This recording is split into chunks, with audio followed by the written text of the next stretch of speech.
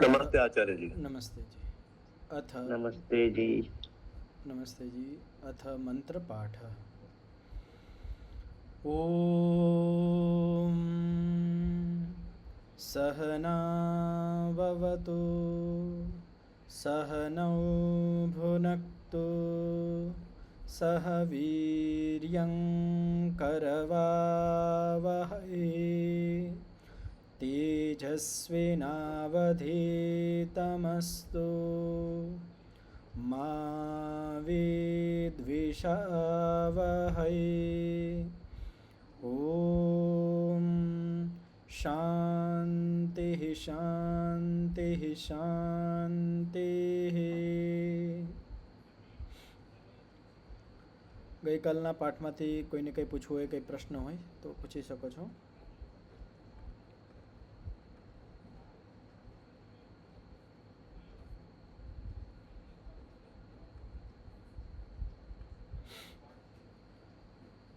આજે આપણે નમસ્તે આચાર્યજી. હાજી હાજી બોલો. આજે આપણે કક્ષા ચાલે છે ને એને યુટ્યુબ પર કયા નામથી ખોલવાની? શું યુટ્યુબ પર જોવી હોય તો કયા નામથી મળશે? એ તો હું દરરોજ લિંક મોકલું છું ને તો એમાં તમને મળી જશે. અહીંયા જ ચેનલ છે. અચ્છા, એ તો આવે જ છે, પણ આ તો ભવિષ્યમાં જોવું હોય ત્યારે કે યુટ્યુબમાં. હા, તો તાત્વિક ચિંતનના નામથી છે. તાત્વિક ચિંતક. ઓકે, ધન્યવાદ. તો આજે આપણે યોગ દર્શનનો જે ચતુર્થ પાદ, ચોથું પાદ છે એનો છઠ્ઠા સૂત્રથી આપણે આગળ આજે વ્યાસભાષ્ય સહિત આના ઉપર વિચાર કરીશું. તો સૂત્ર છે તત્ર ધ્યાનજમ અનાશયમ. તો માઇક ખોલી લેજો, સૂત્રનું ઉચ્ચારણ કરજો. તત્ર ધ્યાનજમ અનાશયમ.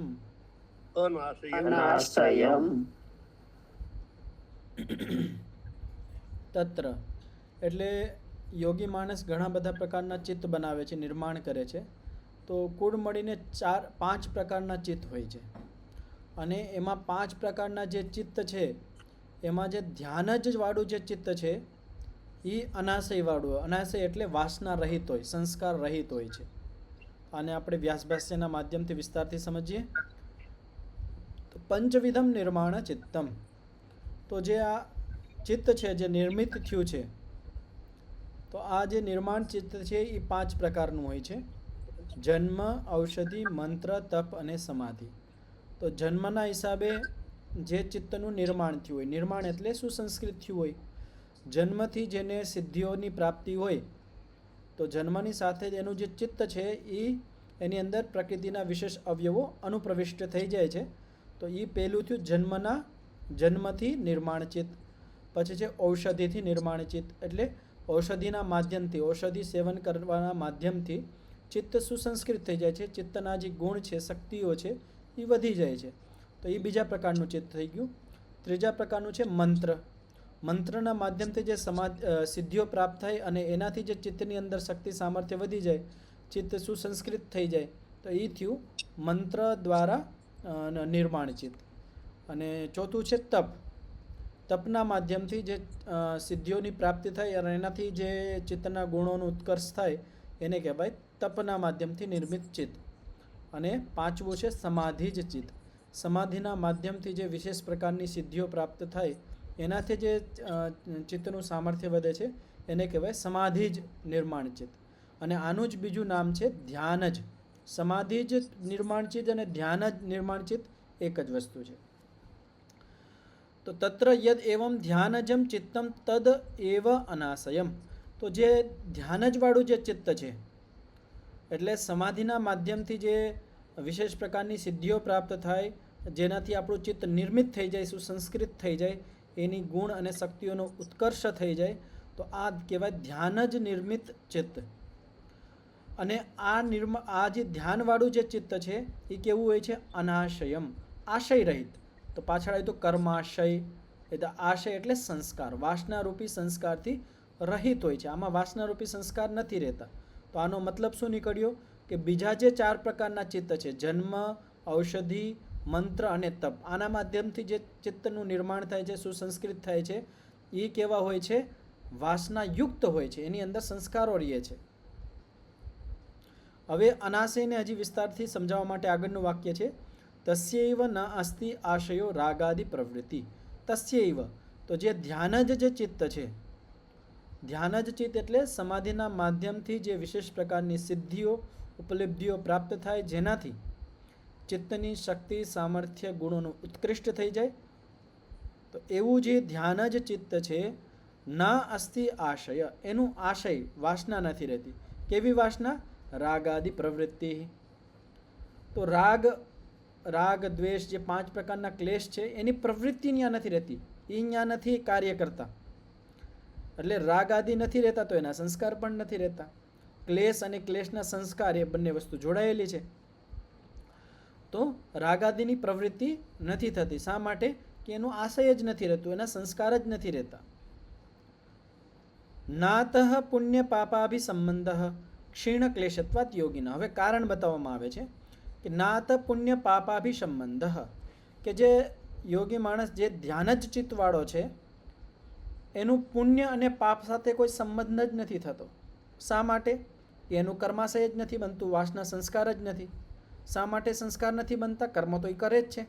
તો ક્ષીણ ક્લેશત્વાત યોગિના, આ હેતુ છે કે જે યોગી માણસ છે, જેનું ધ્યાન જ ચિત્ત છે, એના જે ક્લેશ છે એ ક્ષીણ થઈ ગયા છે, નષ્ટ થઈ ગયા છે. ક્લેશ હોય તો કર્માશય બને, વાસના બને, સંસ્કાર બને, પણ એના ક્લેશ તો ક્ષીણ થઈ ગયા છે.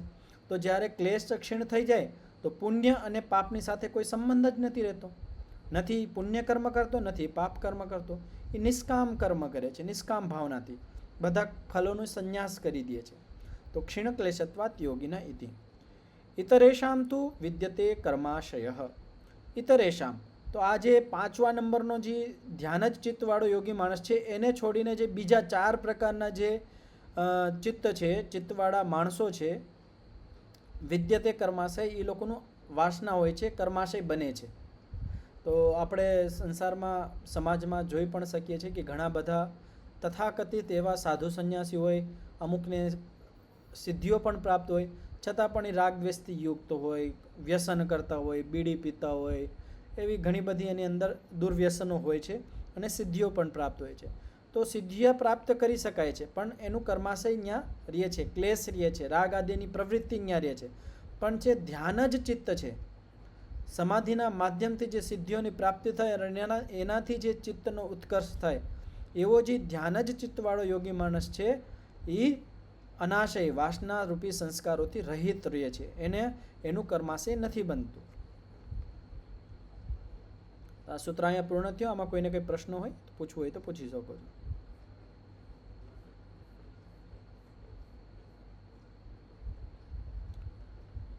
હવે આ જે છેલ્લું વાક્ય હતું આ સૂત્રનું, આના ઉપર ધ્યાન દેજો.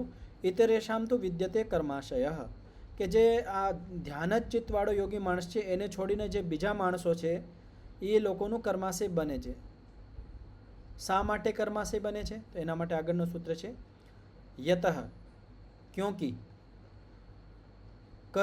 કર્મા શુક્લા કૃષ્ણમ યોગિનસ ત્રિવિધમ ઇતરેષામ. આ ચોથા પાદનો અત્યંત મહત્વપૂર્ણનો સૂત્ર છે. અને અત્યારે જે અધ્યાત્મના ક્ષેત્રમાં જે કર્મની ચર્ચા ચાલતી હોય, કર્મ કઈ પ્રકારના હોય, કઈ રીતે ગતિ કરે, કઈ રીતે કાર્ય કરતા હોય, એનું આખું ચિત્રણ આ સૂત્રની અંદર છે. તો માઇક ખોલી લેજો અને સૂત્રનું ઉચ્ચારણ કરજો. કર્મ અશુક્લા કૃષ્ણમ યોગિનઃ ત્રિવિધમ ઇતરેષામ.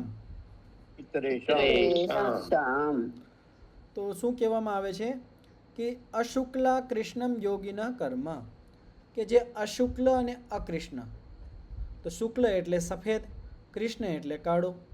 અશુક્લ એટલે જે સફેદ પણ નથી અને કાળા પણ નથી, તો શુક્લ એટલે પુણ્ય, પુણ્ય કર્મ. કૃષ્ણ એટલે પાપ કર્મ. અશુક્લ એટલે પુણ્ય પણ નથી અને અકૃષ્ણ એટલે પાપ પણ નથી. એટલે પુણ્ય અને પાપથી રહિત કર્મ માત્ર ને માત્ર યોગી માણસના જ હોય છે, બીજા કોઈના નથી હોતા. તો પુણ્ય અને પાપથી રહિત કર્મ યોગીના એવા યોગી માણસના જ હોય છે. ત્રિવિધમ ઇતરેશામ, અને બીજા જે 3 પ્રકારના જે કર્મો છે એ બાકી સમાજના જે બીજા માણસો છે, સંસારમાં જે બીજા મનુષ્યો છે એના હોય છે. તો એક બીજા 3 પ્રકારના કર્મો કયા છે અને એ 3 પ્રકારના કર્મ કોણ કોણ કરે છે એના માટે આપણે વ્યાસભાષ્યને સમજવાનો પ્રયત્ન કરીએ. ચતુષ્પદા ખલુ ઇયમ કર્મ જાતિ. તો શું કહેવામાં આવ્યું વ્યાસભાષ્યની અંદર કે જે કર્મની જાતિ છે, કર્મનો જે પ્રકાર છે 4 પ્રકારનો છે. તો કર્મ કેટલા પ્રકારના છે? 4 પ્રકારના કર્મ છે. હવે એના નામ અહીંયા ગણાવવામાં આવે છે. પહેલો કર્મ છે કૃષ્ણા. કૃષ્ણા કર્મ જાતિ. તો પહેલું છે કૃષ્ણ કર્મ. કૃષ્ણ એટલે પાપ કર્મ. આપણે કહે ને કાળું નાડું, કાલા ધન. તો કૃષ્ણ કર્મ એટલે પાપ કર્મ. શુક્લ અને કૃષ્ણ, જેની અંદર શુક્લત્વ પણ છે અને કૃષ્ણત્વ પણ છે, એટલે પુણ્ય પણ છે અને પાપ પણ છે, એટલે મિશ્રિત કર્મ. અને આ મિશ્રિત કર્મ કયા છે? તો આપણે સંસારની અંદર જેટલા પણ પુણ્ય કરીએ છીએ ને એ બધા મિશ્રિતમાં આવી જશે. કે આપણે કોઈને દાન આપીએ, કોઈની સેવા કરીએ, આપણે કહીએ ને કે આ તો બહુ પુણ્યશાળી છે, આ તો ઘણી બધી સેવા કરે છે, ઘણું બધું દાન આપે છે. આ બધા વાસ્તવમાં મિશ્રિત કર્મ છે. આપણે એના પુણ્યના નામથી કહી છે, પણ એ છે મિશ્રિત કર્મ. કઈ રીતે મિશ્રિત કર્મ છે એને આપણે આગળ આ ભાષ્યની અંદર સમજવાનો પ્રયત્ન કરીશું. તો શુક્લ કૃષ્ણ એટલે જેની અંદર પુણ્ય પણ છે અને પાપ પણ છે, એટલે મિશ્રિત કર્મ. ત્રીજું છે શુક્લ કર્મ. શુક્લ એટલે પુણ્ય કર્મ, શુદ્ધ પુણ્ય કર્મ જ્યાં પાપ નથી. અને ચોથા પ્રકાર છે અશુક્લ અને અકૃષ્ણ, જેની અંદર શુક્લત્વ પણ નથી અને કૃષ્ણત્વ પણ નથી, પુણ્ય અને પાપથી રહિત. તો ચાર પ્રકારના કર્મ થઈ ગયા. તો એક વખત હું નામ બોલીશ, મારા પાછળ આ ચારોય કર્મના નામ બોલજો. પહેલું કર્મ છે કૃષ્ણ કર્મ. આચાર્યજી જરાક લખાવી દેજો. હજી આ આપણે આનું ભાષ્ય કરશું ને તો ભાષ્ય વાંચું તો હજી સ્પષ્ટ થઈ જશે, પછી છેલ્લે તમે લખી લેજો. તો પહેલું કર્મ છે કૃષ્ણ કર્મ. કૃષ્ણ કર્મ. બીજું છે શુક્લ કૃષ્ણ. શુક્લ કૃષ્ણ. ત્રીજું છે શુક્લ કર્મ. બીજું છે શુક્લ કર્મ. અને ચોથું છે અશુક્લ કૃષ્ણ, અશુક્લા કૃષ્ણ. અશુક્લ કૃષ્ણ. ચોથું છે અશુક્લ અકૃષ્ણ. જી. તો હવે આ 4 પ્રકારના જે કર્મ છે એમાં કયું કર્મ કોણ માણસો કરતા હોય છે? તો એના માટે પહેલું વાક્ય છે તત્ર કૃષ્ણા દુરાત્મનામ. તો જે આ 4 પ્રકારના કર્મો છે એમાંથી જે કૃષ્ણ કર્મ છે, કૃષ્ણ કર્મ એટલે જે પાપ કર્મ છે, એ દુરાત્મા નામ, દુષ્ટ માણસોના હોય છે. જે દુષ્ટ હોય, અત્યંત નિકૃષ્ટ પ્રવૃત્તિના હોય, અધર્મના માર્ગ ઉપર ચાલતા હોય, એવા જે માણસો હોય એ નિરંતર રૂપથી કૃષ્ણ કર્મ કરતા હોય છે. એના વધારે કરતા કર્મ કૃષ્ણ જ હોય છે. તો આપણે જોઈ શકીએ છીએ સંસારની અંદર ઘણા બધા એવા પાપી માણસો હોય છે જેના ટોટલી કર્મ કૃષ્ણ હોય છે. અમુક એ વચ્ચે વચ્ચે મિશ્રિત કર્મ પણ કરતો હોય છે, પણ વધારે કરતા એના જીવનમાં કૃષ્ણ કર્મ હોય. જે દુરાત્મા હોય, દુષ્ટાત્મા હોય છે, એવો જે માણસ છે એના વધારે કરતા એના જે જીવનના કર્મો છે કૃષ્ણ હોય, પાપ કર્મ કરતો હોય છે. શુક્લા કૃષ્ણ બહિ સાધન સાધ્યા તત્ર પરપીડ અનુગ્રહ દ્વારેણ એવ કર્માશય પ્રચય. તો આ જે શુક્લ કૃષ્ણ કર્મ છે ને એનાથી જ કર્માશયનો પ્રચય થાય છે વિશેષ રૂપથી. તો શુક્લ કૃષ્ણ એટલે મિશ્રિત, જેની જે એવું કર્મ જેની અંદર પાપ પણ થાય, પુણ્ય પણ થાય છે અને પાપ પણ થાય છે. બહિ સાધન સાધ્ય, અને આ કર્મ મિશ્રિત કર્મ કેવું હોય છે? બહિ સાધન, બહારના સાધનોથી આપણે એને સિદ્ધ કરતા હોય છે. અને જ્યારે બહારના સાધનોનો ઉપયોગ લઈને આપણે મિશ્રિત કર્મ કરીએ ત્યારે શું થાય? તત્ર પર પીડા, બીજા પ્રાણીઓને આપણે પીડા એટલે દુઃખ પણ આપતા હોય, અનુગ્રહ એટલે એનો ઉપકાર પણ આપણે કરતા હોય, અને એને સહયોગ પણ આપણે કરતા હોય છે. તો આ મિશ્રિત કર્મ. જ્યારે પીડા થાય ત્યારે કૃષ્ણત્વ આવી જાય, પાપ બને, અને અનુગ્રહ એટલે એને જ્યારે ઉપકાર કરે, સહયોગ કરીએ તો એનાથી આપણે શુક્લ બને. તો જેવી રીતે કિસાન માણસ છે, ખેડૂત માણસ છે, ખેતી કરતો હોય તો એના ખેતીથી જે અન્ન થાય એનાથી ઘણા બધા લોકોનું પોષણ થાય છે, તો એ પુણ્યત્વ છે. પણ સાથે સાથે જ્યારે એ કૃષિ કર્મ કરે કૃષિ કર્મ કરતાં કરતાં ઘણા બધા બીજા પ્રાણીઓ જીવ જે ધરતીની અંદર હોય છે એની હિંસા થાય છે, એ મરી જતા હોય છે. તો તેવી જ રીતે સંસારના ઘણા બધા, આપણે માની લો કોઈ માણસ છે કે લાખો રૂપિયાનું દાન કરતો હોય, હવે લાખો કરોડો રૂપિયાનું દાન કરે છે, એ જે એને પૈસા કમાવ્યા છે અને પૈસા કમાવ્યા પાછળ જે જે લોકોમાં એનો સહયોગ લીધો છે, એને જે કષ્ટ થયું છે, પીડા થઈ છે, તો એ એનું મિશ્રિત કર્મ છે કે એનું એ દાન પણ કરે છે અને દાનના માધ્યમથી એને પુણ્ય પણ મળશે, અને જે ધન એકત્રિત કર્યું હતું એના ધન એકત્રિત કરવામાં બીજા માણસોને જે કષ્ટ થયો, એના જે સેવકો છે, એના સાથે જે લોકો રહે છે, એને જે કષ્ટ મળ્યું છે, પીડા થઈ છે એના શરીરમાં, મનમાં, એ તો કર્માશય બનવાનું જ છે. તો આપણે જેટલા સંસારમાં અત્યારે જેટલા કર્મ કહીએ, બહિ સાધન સાધ્ય, આપણે સંસારમાં જેને અત્યારે પુણ્ય કર્મ કહીએ છીએ, તો એ બધા મિશ્રિત કર્મમાં આવે છે. એટલે આપણે કોઈ હવન કરતા હોય તો હવન પણ મિશ્રિત કર્મમાં છે. હવન આપણે કરતા હોય, હવનથી ઘણું બધું વાયુ શુદ્ધ થાય, ઘણું બધું લાભ થાય પ્રકૃતિને, પણ સાથે સાથે જ્યારે અગ્નિ થતી હોય તો ઘણી બધી વખત ઘણા બધા જીવો પણ મળતા હોય છે, સૂક્ષ્મ જીવ હોય એની હત્યાઓ પણ થતી હોય છે. એના માટે જે લાકડાનો પ્રયોગ થયો છે, લાકડું કાપતા હોય ત્યારે જીવોની હત્યા થઈ જાય છે. જે માણસ એ સમિધા કે લાકડા કાપતો હોય તો એને પણ શરીરમાં કષ્ટ થતો હોય છે. તેવી જ રીતે સામગ્રી છે, ઘીનો ઉપયોગ કરતા હોય આપણે યજ્ઞમાં, તો એ પણ ગાયથી આવે છે, તો એના માટે આપણે વાછડું દુઃખી થતું હોય, એનું આપણે ભલે એનો ભાગનો આપણે દૂધ લઈને આપણે કરતા હોય, છતાં પણ કષ્ટ તો એ થાય ને, ગાયને થાય, બીજા પ્રાણીઓને થાય. તો આપણે જે સાંસારિક પુણ્ય કર્મ કરતા હોય બહિ સાધન છે, બહારના સાધનથી સિદ્ધ કરતા હોય, તો આમાં ક્યાંક ને ક્યાંક બીજા પ્રાણીઓને પીડા અને અનુગ્રહ બંને વસ્તુ થતી હોય. આના લીધે જે આપણે લૌકિક જે પુણ્ય કર્મો કહીએ છીએ એ બધા મિશ્રિતમાં આવી જાય છે. આના પછી જે ત્રીજું કર્મ છે શુક્લ. શુક્લ એટલે પુણ્યકર્મ. પુણ્યકર્મ કોણ કરતા હોય તો એના માટે વાક્ય છે શુક્લા તપઃ સ્વાધ્યાય ધ્યાનવતામ. જે તપસ્વી માણસ હોય, સ્વાધ્યાયશીલ માણસ હોય અને જે ધ્યાન કરતો હોય, એવા જે મનુષ્યો છે એનું જ માત્ર પુણ્યકર્મ બનતું હોય. શુદ્ધ પુણ્યકર્મની વાત છે. જો માણસ તપ કરતો હોય કે ધર્માનુષ્ઠાન, ધર્મના કાર્યમાં જે એને શરદી, ગરમી, ભૂખ, પ્યાસ, માન, અપમાન, હાનિ, લાભ, આ બધા જે કષ્ટ હોય, માનસિક કષ્ટ, એને જે તપ સહન કરતો હોય એ તપ છે, અને આનાથી એનું પુણ્ય બનતું હોય છે. તો તપ કરવાથી પણ પુણ્ય બને છે. સ્વાધ્યાય. સ્વાધ્યાય એટલે શું?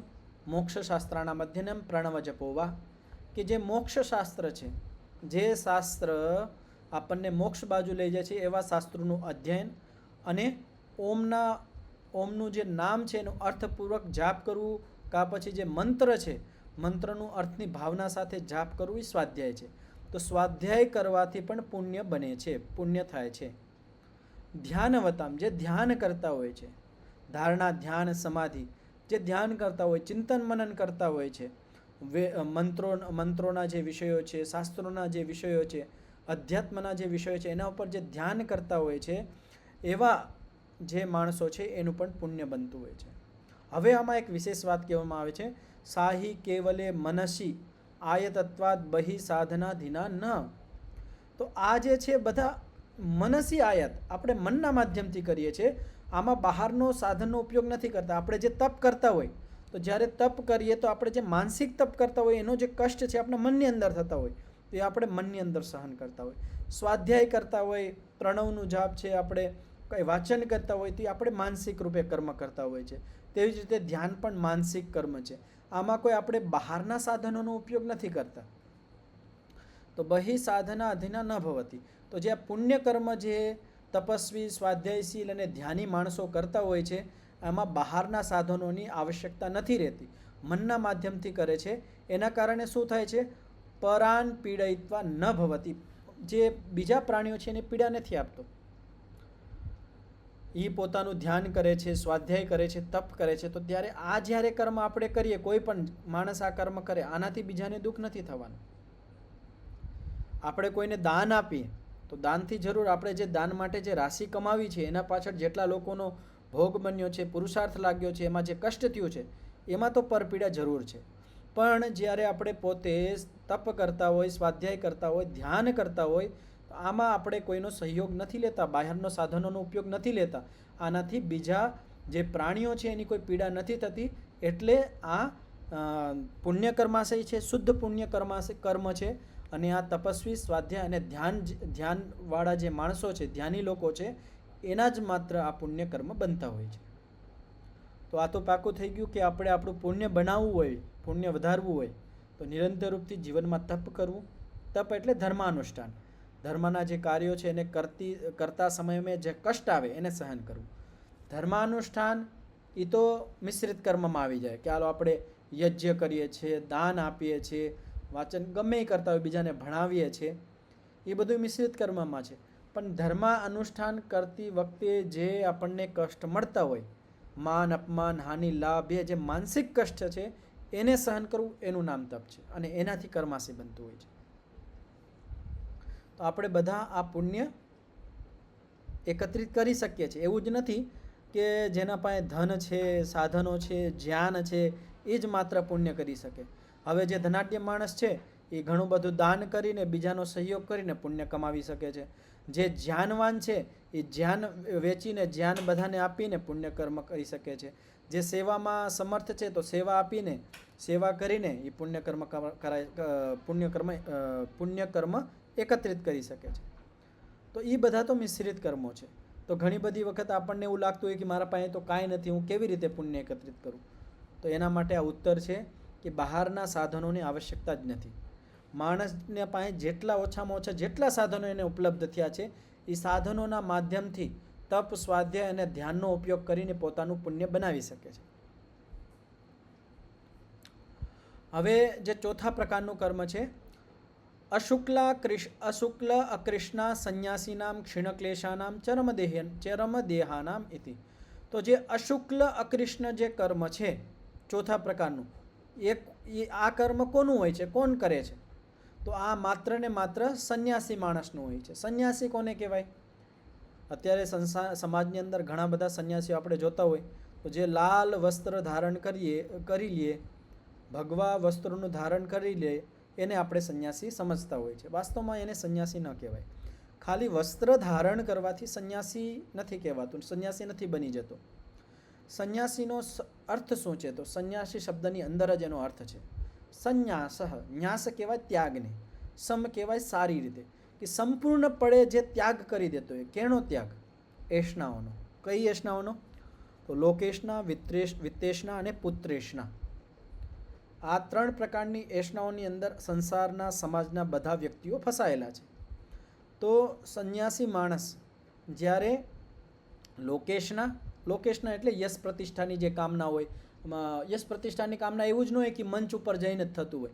આપણે જ્યાં ઊભા છીએ, વાત કરતા હોય, ત્યાં પણ આપણા અંદર લોકેશના હોય છે કે મારી વાતનું માન રાખવું જોઈએ, હું બોલું છું એનો આવો પ્રભાવ પડે છે, જો મારી વાતની પ્રશંસા થાય છે, હું ખાઉં છું, દરેક જગ્યાએ હું ચાલું છું તો મને બીજા લોકો જોવે છે.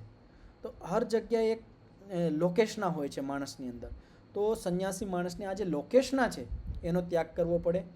બીજું છે વિત્તેશના. વિત્તેશના એટલે જેટલી બી, ખાલી ધન નહીં, જેટલી બી સંસારના ભૌતિક ઐશ્વર્યો છે, સંપદાઓ છે, એનો ત્યાગ કરી દેવો, એની ઈચ્છા માત્ર પણ ન કરવી.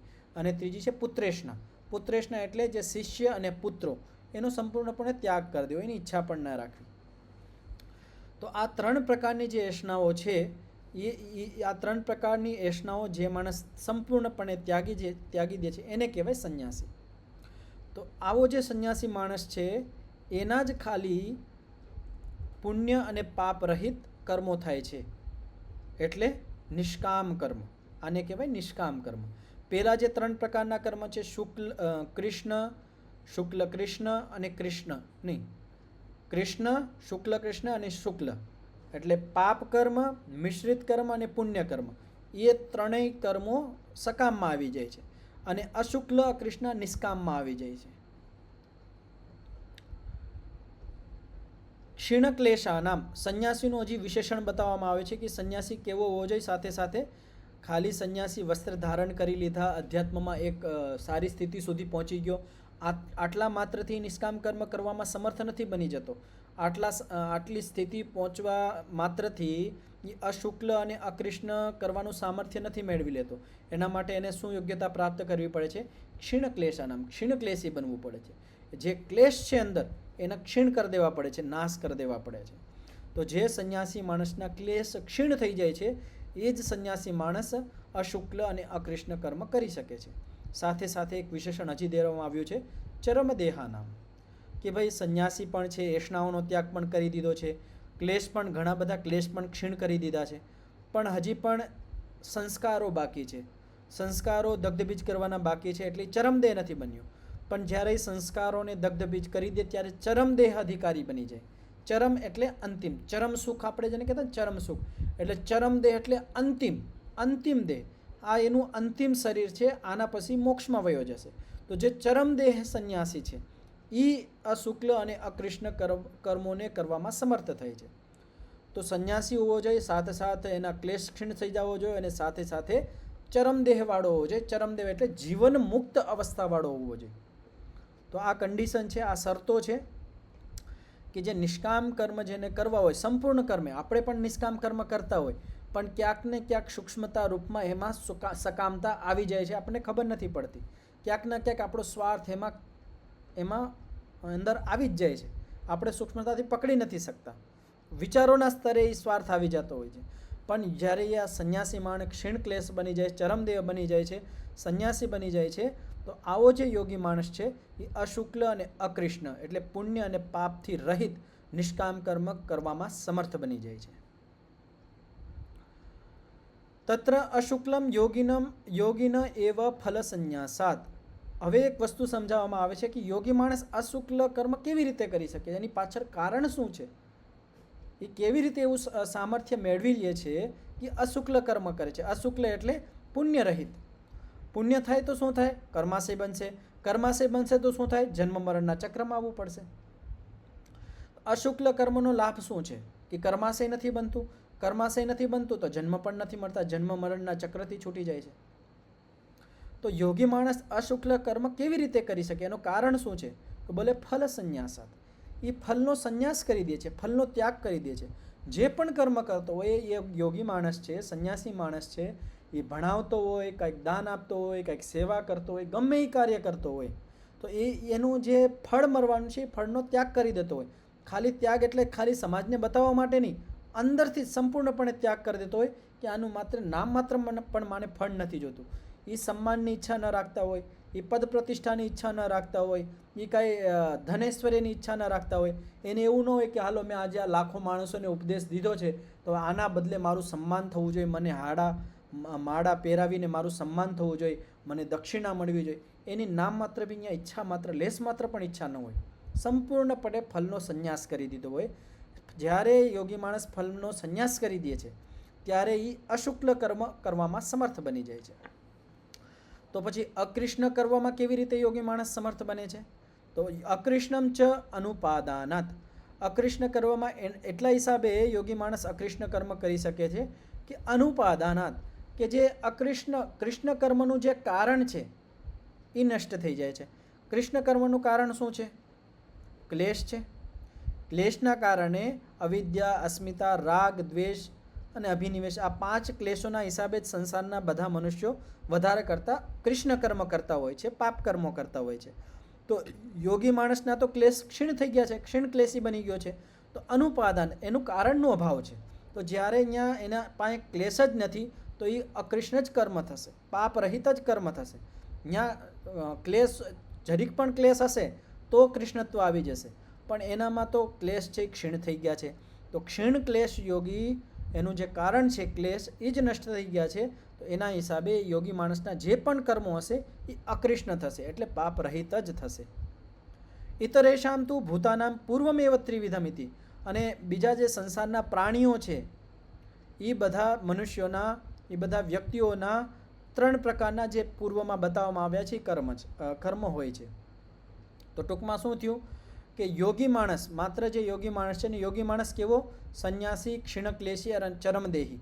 આવો જે યોગી માણસ છે, માત્ર ને માત્ર આવો યોગી માણસ અશુક્લ અકૃષ્ણ, પુણ્ય અને પાપ રહિત નિષ્કામ કર્મ કરી શકે છે, કર્મમાં સમર્થ બની શકે છે, સમર્થ હોય છે. અને બાકી સંસારના જેટલા મનુષ્યો છે એ બાકી 3 પ્રકારના કર્મ એટલે પાપ કર્મ, મિશ્રિત કર્મ અને પુણ્ય કર્મ કરતા હોય છે. તો આ સૂત્ર અહીંયા પૂર્ણ થયો. આમાં કોઈને કંઈ પૂછવું હોય, પ્રશ્ન હોય તો પૂછી શકો છો.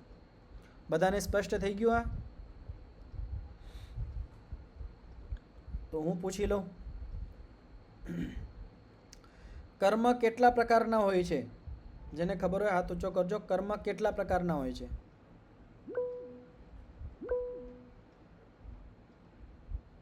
નરેશભાઈ? 4. 4 પ્રકારના. પ્રહલાદભાઈ, 4 પ્રકારના કયા કયા કર્મો છે? નામ બતાવો. માઇક ખોલી લેજો, તમારી અવાજ નથી આવતી.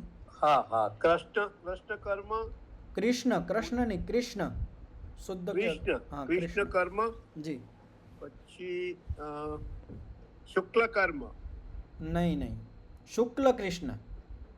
શુક્લ કૃષ્ણ અને શુક્લ શુક્લ, 3, અને ચોથું છે અશુક્લ અકૃષ્ણ.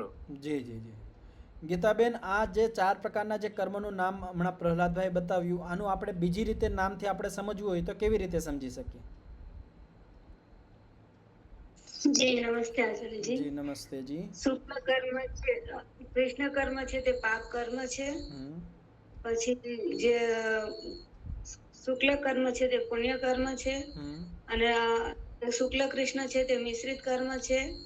અને જે યોગીઓનું કર્મ અશુક્લ અકૃષ્ણ તે નિષ્કામ કર્મ છે. નિષ્કામ એટલે પુણ્ય અને પાપથી રહિત કર્મ છે.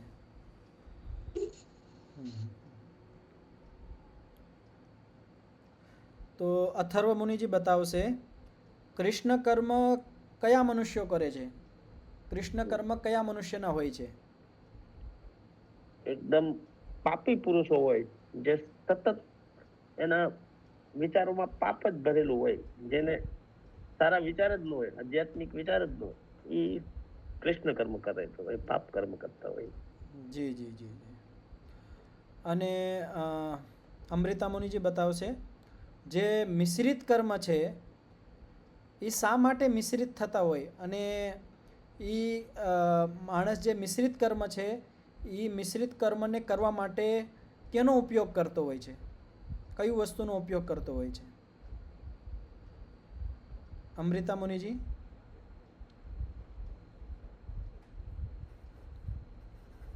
નીતાબેન, જે મિશ્રિત કર્મ છે એને કર્મ કરતા હોય ત્યારે કેવી રીતે કરતો હોય? મિશ્રિત કર્મ શા માટે થાય છે? પ્રિયંકાબેન, નીતાબેન?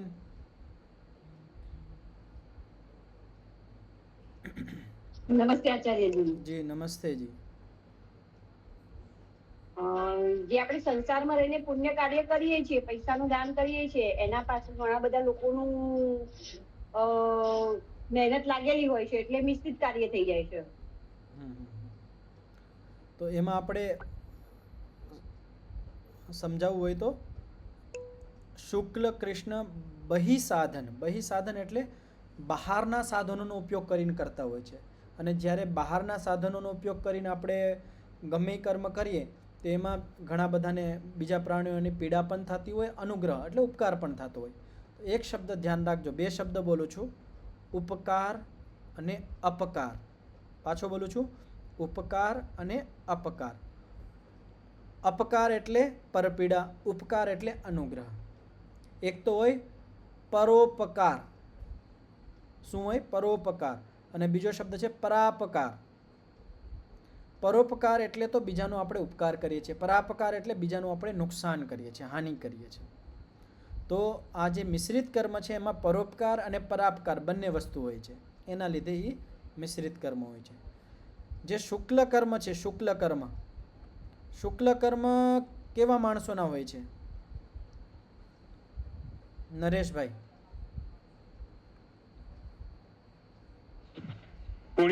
પુણ્યાત્માઓના કર્મ હોય છે. પુણ્યાત્માઓ એટલે કયા કયા પુણ્યાત્મા? તપ છે, સ્વાધ્યાય કરતા હોય, ધ્યાન કરતા હોય. તો તપસ્વી માણસ સ્વાધ્યાયશીલ અને બાહ્ય વસ્તુનો કે સાધનોનો ઉપયોગ કર્યા વગર પોતાની જાતે જે પોતાના મનથી જે કરતા હોય એ પુણ્યાત્મા છે. અને એમાં કોઈનો બાહ્ય વસ્તુનો ઉપયોગ નથી થતો, માટે શુક્લ કર્મ માત્ર રહે છે. બહારના સાધનોનો ઉપયોગ નથી થતો. બહારના સાધનોનો ઉપયોગ નથી થતો એટલે બીજા પ્રાણીઓને પીડા પણ નથી પહોંચતી, એટલે એ શુદ્ધ શુક્લ કર્મ હોય છે. અશુક્લ અકૃષ્ણ. પુણ્ય અને પાપ રહિત કર્મ કોના હોય છે? પ્રહલાદભાઈ. નમસ્તે આચાર્યજી. જી. એ યોગી પુરુષ ના હોય છે, કેવા યોગી પુરુષ? જેના ક્ષીણ થઈ ગયા છે ક્લેશ, હા અને જે ચરમ દેહ છે, છેલ્લું ચરણ છે એમનો આ. હા, છેલ્લું દેહ છે એનું. ત્યાર પછી એ મોક્ષ પર જવાના છે. જી. અને જે એ વસ્તુ. સંન્યાસી છે, સંન્યાસી અને જેને સંન્યાસી એષણાઓ- છે ત્રણ. જેને એષણાઓ અને બધા કર્મોનો જે ફળ છે એનો ત્યાગ કરી દીધો છે. ત્રણેય એષણાઓનો ત્યાગ કરી દીધો હા, છે. એટલે એ જો ઉચ્ચ કોટીમાં જે યોગી છે, ઉચ્ચ કોટીનો જે યોગી માણસ છે, એ જ માત્ર નિષ્કામ કર્મ સંપૂર્ણપણે કરી શકે છે. તો આગળ વધીએ આપણે 8મું સૂત્ર. આચાર્યજી, જી. જે અશુક્લ, જે શુક્લ અને અશુક્લ શુક્લ કર્મ કરે છે, જે પુણ્ય કર્મ કરે છે બાહ્ય સાધનોથી, તો એને બીજા પ્રાણીઓને પીડા પણ આપવી પડે છે. તો એ પીડાનો દંડ કોણ ભોગવે? જે પીડા આપનાર છે એ જ ભોગવશે. જે તો પછી પીડા એ આપે પુણ્ય છે, કર્મ ના થયું કહેવાય ને? હા, તો એ જ વસ્તુ છે કે જે આપણે બહારના જે પુણ્ય કર્મ કરતા હોય ને, તો એમાં પીડા થવાની જ છે. પીડા અને અનુગ્રહ બંને વસ્તુ થવાની છે. અને ત્યાં સાથે અચ્છા. સાથે જે મોટી વસ્તુ છે ને, એ છે ફલની ઈચ્છા. આ ધ્યાન રાખજો. ત્યાં ફલની કામના હોય છે. જ્યારે જી, આપણે જી. કોઈને દાન આપીએ તો આપણે પદ પ્રતિષ્ઠાની કામના હોય છે. આપણે યજ્ઞ કરતા હોય તો આપણો આવનાર જે ભવ છે, જન્મ છે, એ સારો મળે, સારી ઇન્દ્રિયો મળે, સારી બુદ્ધિ મળે. તો બધી જગ્યાએ આપણો સ્વાર્થ હોય, ફલની કામના હોય છે. તો જ્યાં સુધી ફલની કામનાયુક્ત આપણે કર્મ કરીએ તો એ બધા સકામ કર્મો છે. અને સકામ કર્મ જ્યાં સુધી હશે ત્યાં સુધી જન્મ મરણના ચક્કરમાં રહેશું. તો એવું નથી કે આપણે મિશ્રિત કર્મ અને પુણ્ય કર્મ કરવા જ ન જોઈએ, પણ આ સીડી છે, આના વગર પણ આપણે ન જ કરી શકીએ. તો આ સીડી છે, સીડીના માધ્યમથી જ આપણે કરી શકીએ. હવે માની લો કોઈ યોગી માણસ છે, એ પણ જમતો હોય છે, એના જમવાની પાછળ પણ જે એને અન્ન મળ્યું છે એમાં પણ ઘણા બધા પ્રાણીઓને દુઃખ મળ્યું હશે. પણ એમાં શું છે કે એ અપરિહાર્ય હિંસા છે, એને જીવન જીવવાનું જ છે, પણ એના માટે કંઈ કામના નથી કરતો, એ કંઈ અલગ કર્મ નથી કરતો. એ તો જીવવા માટે આપણે બધાને ખાવું જ પડશે, ખાધા વગર તો હાલવાનું નથી. પાણી પીવું પડશે, કપડાં પહેરવા પડશે. પણ આના સિવાય આપણે જે બીજા પુણ્ય કર્મ કરતા હોય, સેવા કરતા હોય, ગમે એ બીજી દાન કરતા હોય, એ જે અતિરિક્ત આપણે પુણ્ય કર્મ કરતા હોય, વિશેષ કર્મ, આપણે સ્વાર્થ વસીભૂત કે એ સારા કર્મો છે. યજ્ઞ કરવું પણ સારો કર્મ છે, અને એ પણ એક સ્તર છે. પહેલાં પુણ્ય આપણે એકત્રિત કરીએ, સારા પુણ્ય એકત્રિત થઈ જાય, મિશ્રિત કર્મોથી સારું કર્માશય બને, સારો જન્મ મળે, સારા માતા પિતા મળે, સારા ગુરુજન મળે, સારું વાતાવરણ મળે. એ આપણા માટે એક રસ્તો છે. એનાથી પછી આપણે આગળ વધવાનું છે. પણ એ છેલ્લું નથી. એના પછી આપણને માની લો કે આપણને રસ્તો મળી ગયો, સારા વાતાવરણ સારું છે, દેશ સારો છે, બધા આપણને સારી વસ્તુ, સારી અનુકૂળતાઓ મળે છે, છતાં આપણે એનો ઉપયોગ નથી કરતા. એમણે આપણે વ્યર્થ કરીએ છીએ, અને પછી આપણે હજી સારા કર્મ કરતા જાય તો જન્મ મરણના ચક્રમાં જ રહીશું. પણ આનાથી આપણે છૂટવું હોય તો આપણે આ મિશ્રિત કર્મ અને જે પુણ્ય કર્મ છે એને છોડીને પછી આગળ વધવું પડે, નિષ્કામ બાજુ. થોડીક પણ ત્યાં કામના ન હોવી જોઈએ, લેસ માત્ર પણ. હા, નરેશભાઈ, તમારે કંઈ પૂછવું હતું? જી જી જી જી આચાર્યજી, આપણે ધારો કે યજ્ઞ કરતા હોય તો યજ્ઞમાં આપણે સંકલ્પ પાઠ કરતા હોય કે લાસ્ટમાં આપણે સંકલ્પ પાઠના અંતે બોલીએ છીએ કે ભાઈ સર્વ કલ્યાણાર્થમ. આપણા માટે કોઈ વસ્તુ એમાં માંગતા નથી, તો એ પુણ્ય કર્મમાં આવી જશે ને? નહીં, પુણ્ય કર્મમાં નહીં આવે, મિશ્રિતમાં જ આવશે. મિશ્રિતમાં જ આવશે ને? ટૂંકમાં એમાં હિંસા તો થાય જ છે, એટલે હિંસા થાય જ છે. ટૂંકમાં આપણે માની લો અગ્નિ બળતી હોય, એનાથી પણ જીવો થોડાક તો જીવો મરશે જ, એને આપણે રોકી ન શકીએ.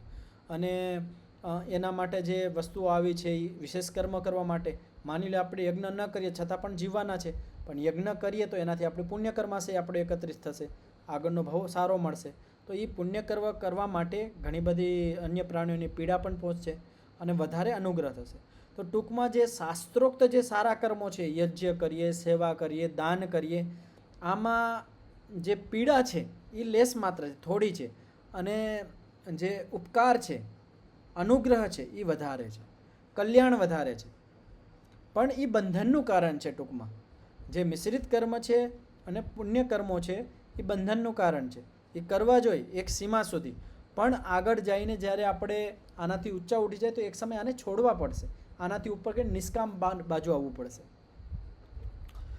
એટલા માટે જ યોગી માણસને જે સંન્યાસી બની જાય છે, સંન્યાસી, એના માટે યજ્ઞનું વિધાન નથી. એને યજ્ઞ છોડવાનું છે, એ યજ્ઞ ન કરે તો ચાલે, પણ બાકી જે બધા વર્ણો છે એના માટે યજ્ઞનું વિધાન છે, અનિવાર્ય છે.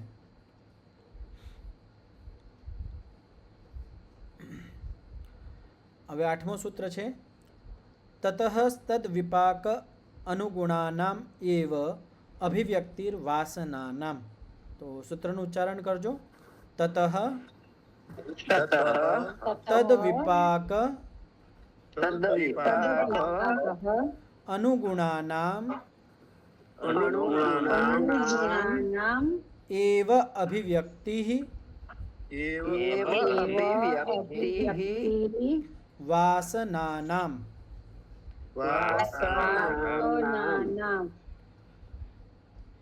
તો હવે આગળ બતાવવામાં આવે છે તતઃ.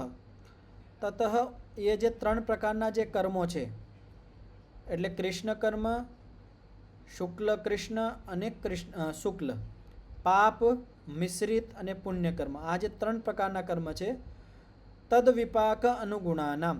તદ વિપાક એ જે 3 પ્રકારના કર્મો છે એનો જે વિપાક છે, એટલે કૃષ્ણ કર્મનો વિપાક, વિપાક એટલે ફળ, મિશ્રિત કર્મનો વિપાક એટલે ફળ, મિશ્રિત કર્મનું ફળ, અને પુણ્ય કર્મનું ફળ. અનુગુણાનામ એવ અભિવ્યક્તિર વાસનાનામ. જેવું કર્મ એનું જેવું ફળ, જેવા કર્મનું જેવું ફળ, એ ફળના અનુરૂપ જ વાસના એટલે સંસ્કારોની અભિવ્યક્તિ એટલે પ્રકટીકરણ થાય છે. પાછું બોલું છું, વાક્ય ધ્યાનથી સમજજો. જેવા કર્મ આપણે કરીએ, કૃષ્ણ કર્મ કરીએ તો કૃષ્ણ કર્મના અનુરૂપ જે વાસનાઓ એટલે જે સંસ્કારો છે એ પ્રકટ થાય છે. કોઈ મિશ્રિત કર્મ કરતો હોય તો મિશ્રિત કર્મના અનુરૂપ જેવું મિશ્રિત કર્મ છે એ કર્મના અનુસાર એ કર્મના અનુરૂપ જ જે સંસ્કારો છે એ પ્રકટ થાય છે, અભિવ્યક્ત થાય છે. એવી જ રીતે શુક્લ કર્મમાં. તો આને ભાષ્યના માધ્યમથી સમજીએ. તત ઇતિ ત્રિવિધાત કર્મણઃ. તો તત એટલે જે 3 પ્રકારના કર્મ છે, ચોથું પ્રકારનું તો છોડી જ દેવાનું, જે નિષ્કામ છે યોગી માટે, એની ચર્ચા અહીંયા નથી. અહીંયા જે 3 પ્રકારના કર્મ છે, પાપ કર્મ, મિશ્રિત કર્મ અને પુણ્ય કર્મ, કૃષ્ણ કર્મ, શુક્લ કૃષ્ણ અને શુક્લ કર્મ, એ જે 3 પ્રકારના કર્મ છે. તદ વિપાક અનુગુણાનામ એવ ઇતિ. તો આ શબ્દને આગળ ખોલવામાં આવે છે. યત જાતીયસ્ય કર્મણ યો વિપાકસ તસ્ય અનુગુણા યા વાસના. કે જે પ્રકારનું, જે યત જાતિ એટલે જે પ્રકારનું, એટલે કૃષ્ણ કર્મ છે, પાપ કર્મ છે, તો પાપ કર્મને નો જે વિપાક એટલે ફળ છે, તસ્ય અનુગુણા એના અનુરૂપ હિ વાસના કર્મ વિપાકમ અનુસેરતે. તો જે સંસ્કારો છે એ કોનું અનુસરણ કરે છે? એ જેવું કર્મ હોય એવા કર્મનું અનુસરણ કરે છે. હવે આપણા અંદર તો ઘણા બધા પ્રકારના સંસ્કારો છે, સારા સંસ્કારો પણ છે અને ખરાબ પણ સંસ્કારો છે. તો એ જે સંસ્કારો છે એ કર્મનો જે વિપાક છે એનું અનુસરણ કરે છે. આપણે જ્યારે આપણા કર્મનો વિપાક તૈયારી હોય કે હવે આપણે આ કૃષ્ણ કર્મનો વિપાક એટલે ફળ મળવાનું છે, તો એ અનુરૂપ વાસનાઓ સંસ્કારો એકત્રિત થઈ જાય અને ફળ આપણને મળી જાય છે. કર્મ વિપાકમ અનુસેરતે તાસામ એવ અભિવ્યક્તિ. નહીં દૈવમ કર્મ. હવે ઉદાહરણથી સમજાવવામાં આવે છે. નહીં દૈવમ કર્મ વિપચ્યમાનમ નારક તિર્યંગ મનુષ્ય વાસનાભિવ્યક્તિ નિમિત્તમ સંભવતી. હાવ સહેલું વાક્ય છે કે દૈવમ કર્મ, કોઈ દેવમ કર્મ એટલે શ્રેષ્ઠ પ્રકારનું કર્મ કર્યું હોય, જે દેવત્વને પ્રાપ્ત કરાવે એવું જે કર્મ એટલે પુણ્ય કર્મ, શુદ્ધ પુણ્ય કર્મ કર્યું હોય, અને એનો જ્યારે વિપચ્યમાનમ એનો જ્યારે પરિપક્વતા એટલે ફળ મળવાની તૈયારી હોય, ત્યારે નારક તિર્યક મનુષ્ય વાસના એટલે નારકીય વાસના, તિર્યક વાસના અને મનુષ્ય વાસના. નરકના સંસ્કારો, તિર્યક એટલે તિર્યક યોનિના સંસ્કારો અને મનુષ્ય યોનિના સંસ્કારોની અભિવ્યક્તિ નિમિત્તમ ન સંભવતી. એટલે જે દૈવમ કર્મ છે, પુણ્ય કર્મ છે, શ્રેષ્ઠ કર્મ છે, દેવત્વવાળું કર્મ છે, એનો જ્યારે વિપાકની તૈયારી હોય, ફળ મળવાની તૈયારી હોય, ત્યારે જે સંસ્કાર છે એ નારકીય સંસ્કાર, તિર્યક સંસ્કાર અને મનુષ્યવાળા જે સંસ્કાર છે એની અભિવ્યક્તિ ન થાય. એમાં એ કારણ નથી બનતું. એ તો દેવત્વના સંસ્કાર ઉભારશે. દૈવ કર્મ છે તો સંસ્કાર પણ, અભિવ્યક્તિ પણ દેવત્વ જે સંસ્કારો છે, વાસનાઓ છે, શ્રેષ્ઠ સંસ્કારો છે એની અભિવ્યક્તિનું કારણ બનશે. કિંતુ દેવ અનુગુણા એવ અસ્ય વાસના વ્યજ્યંતે, જેમાં વાક્ય હમણાં મેં કીધું, અપિતુ શું થાય? દેવ અનુગુણા, કે જે માણસ દેવ કર્મ કરે છે, અત્યંત ઉત્તમ શુદ્ધ પ્રકારનું પુણ્ય કર્મ કરે છે, એના અનુરૂપ જ વાસના વ્યજ્યંતે અભિવ્યક્ત થાય છે, એવા જ સંસ્કારો ઉભરે છે. તો ટૂંકમાં આનો સાર એવો છે કે આપણે નિરંતર રૂપથી यदि સારા કર્મો કરીએ તો આપણા સંસ્કાર પણ સારા બનવાના છે, અને જ્યારે આપણે સારા કર્મોનો વિપાક થવાનો હોય, ફળ મળવાનું હોય, તો એ પ્રકારની જ વાસના એટલે એ જ પ્રકારના સંસ્કારો સામે આવે છે. તો જ્યારે એ સંસ્કારો આપણો સહયોગ આપે ત્યારે વિપાક થઈ જાય છે. કોઈ દિવસ ઊંધું નથી થતું. નારક તિર્યક મનુષ્ય ચૈવમ સમાનશ્ચર્ચ. હવે અહીંયા પણ આવી જ રીતે સમજવું જોઈએ. કેવી રીતે? કે કોઈ માણસ છે નારકીય કર્મ કરે છે, નારકીય એટલે પાપ કર્મ કરે છે, અત્યંત ઘૃણિત પાપ કર્મ કરે છે, તો એ પાપ કર્મનો જ્યારે વિપાક થવાનો હોય ત્યારે એના અનુરૂપ જે સંસ્કારો છે, એના જેવા જે સંસ્કારો છે એની અભિવ્યક્તિ થશે. એ જ્યારે નારકીય કર્મ કરતો હોય એનો વિપાક થવાનો હોય ત્યારે દૈવીય વાસનાની અભિવ્યક્તિ ન થાય, શ્રેષ્ઠ સંસ્કારોની અભિવ્યક્તિ ન થાય. જેવા કર્મ અને કર્મના ફળના અનુરૂપ જ વાસનાની અભિવ્યક્તિ થાય, સંસ્કારોની અભિવ્યક્તિ થાય. તો આ એવી જ રીતે તિર્યક અને મનુષ્યમાં પણ સમજી લેવાનું. તો ટૂંકમાં આપણે જેટલા સારા કર્મો કરીએ તો એનું જ્યારે ફળ મળવાનું હોય તો એ સંસ્કાર એવા જ જાગૃત થાય છે. ઘણી બધી વખત આપણે વિચાર કરતા હોય કે હું આટલો પ્રયત્ન કરું છું છતાં મારા સંસ્કાર મને હેરાન કરે છે. તો ત્યાં ઘણી બધી વખત શું થતું હોય કે આપણા જે કર્મો છે એનો વિપાક પ્રારંભ થતો હોય, અને માણસની ઈચ્છા ન હોય છતાં એવા સંસ્કારો ઉભરતા હોય કે માણસ ગલત રસ્તો પકડી લેતો હોય છે, પછી અહીંયા દુઃખ ભોગતો હોય, પછી પાછો આવતો હોય છે. તો આવું દર સમય નથી થતું. ઘણી બધી વખત તો આલંબન પણ કારણ હોય છે.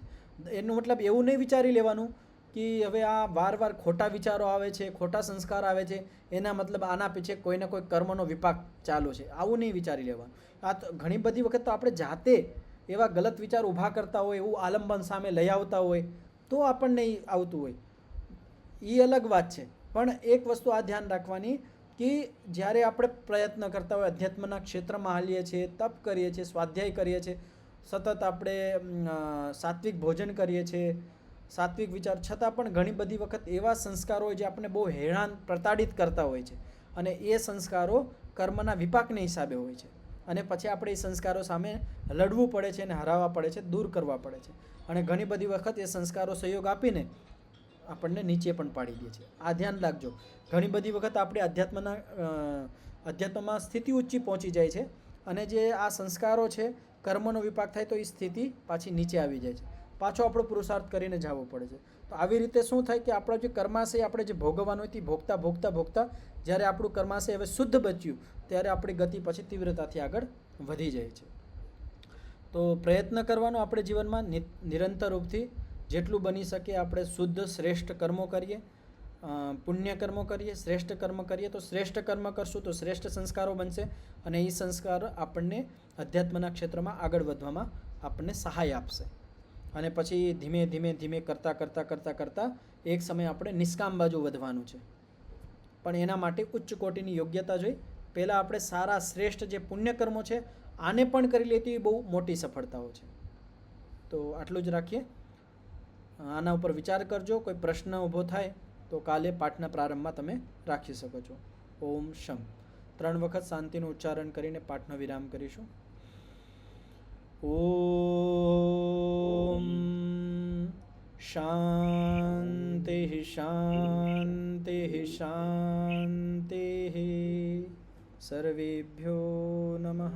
બધાને સાદર ધન્યવાદ નમસ્તે. આચાર્યજી, ધન્યવાદ આપકા, बहुत बहुत धन्यवाद. નમસ્તે. નમસ્તે આચાર્યજી.